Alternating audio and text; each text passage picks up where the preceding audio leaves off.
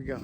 We're gonna get lost. We're gonna have the Garmin Descent G1 non-solar guide us back.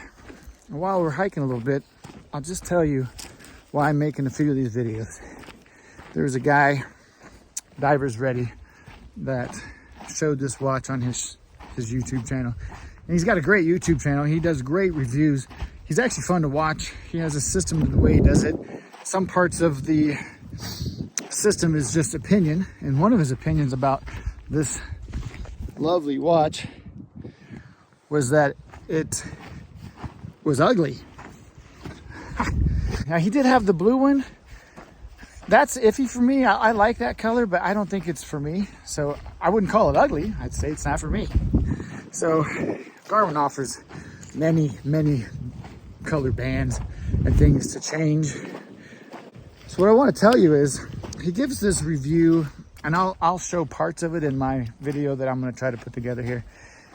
But what he does is he does a good review, but at the end he acts like, who would buy this? Who would buy this beautiful G1 watch? Well, I'll tell you, me.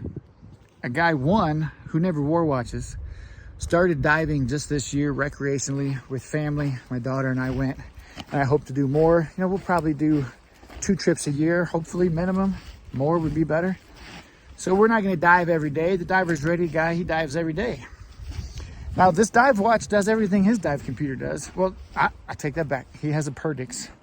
I say this dive watch does everything other dive watches in the same price category does. And the battery lasts longer. So here's the deal. I like to fish, hunt, off-road, hike, things like that. And now I like diving. So this watch does all of that. And Garmin, they're geniuses. This watch, when you set it up right and you really get involved in it and you learn it, this watch does everything. I was in Hawaii diving. There's a funny story about losing my watch and finding it by an octopus, but that's funny. So what happened though is this watch would tell me the tides of the ocean, highs and lows. It would tell me the surf highs and lows. Things that I normally wouldn't care about because I'm out here in Colorado, right? But when I was there, I activated it. And my buddy was like, hey, I wonder what the tide is. Well, I'll tell you. My watch, Jimmy, that's what I nicknamed him, says it's 3 foot, 4 foot, whatever, anyway. So it does all kinds of things. But who should buy this computer? Honestly, I don't know. I really don't. I'm the guy. I would buy this watch. It's rugged. It blends in with the clothes I like to wear. It's the right size, so it's not this big giant thing that's getting clanked around when I'm trying to work on my buggy or work in the garage. So it's a really good size. I like the size of it. Over the bigger MK2, it's a little bit bigger, 52 millimeter versus 45. So just a little clunkier. All right, so here we go. We're gonna go get lost. Okay, I haven't been paying attention to where I've been going. I've just been walking. So we're really gonna try this this watch out to see if it gets me back. I'm not the best navigator either, so hoi! My dog's getting away. We're turning around and we activated the watch. We did a save location, called it the swing. We came all the way out here. I didn't pay attention to how I got here. There's no trails, we bushwhacked it. It's not a hiking trail. This is just a simulation of me elk hunting or hiking and going off the beaten path. And if I got lost, would the watch get me back? So the arrow is the direction of the swing. You can see if I turn around, it's always going to point swing.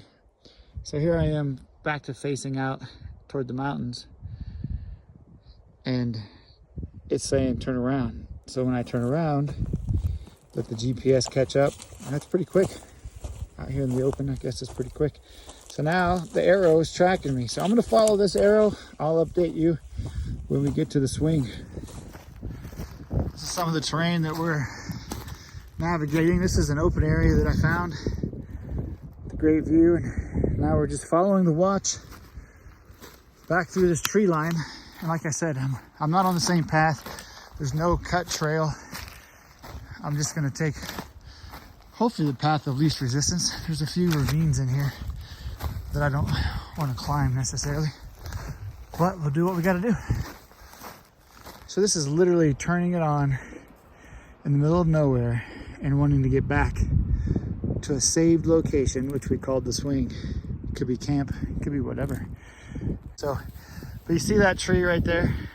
I saw that tree back there, and I'm following the arrow, and I'm trying to just follow it straight toward the next big tree or some kind of stump or something that I see, so that I can kind of walk in a straight line, because you can see the train goes up, down the valley, up, like that. So you could find yourself easily drifting one way or another if you don't at least pick something to shoot for. So I don't know if that's a great tip or not. It's just what I'm doing. See, I'm out of breath. It's a little harder going up. And anyway, so I'm about 0.25 miles away, and I'm facing the direction. And it's starting to some stuff's starting to look familiar. But like I said, I'm not on the same path because, well, there's just no path out here. So I've just been bushwhacking. So far, if the watch is right, I got a quarter of a mile left through there, straight through there. Okay, it says about 300 feet up this. So let's go check it out, see if the swing is there. Okay, final approach, less than 100 feet. It says we're right there. I look straight up. There it is.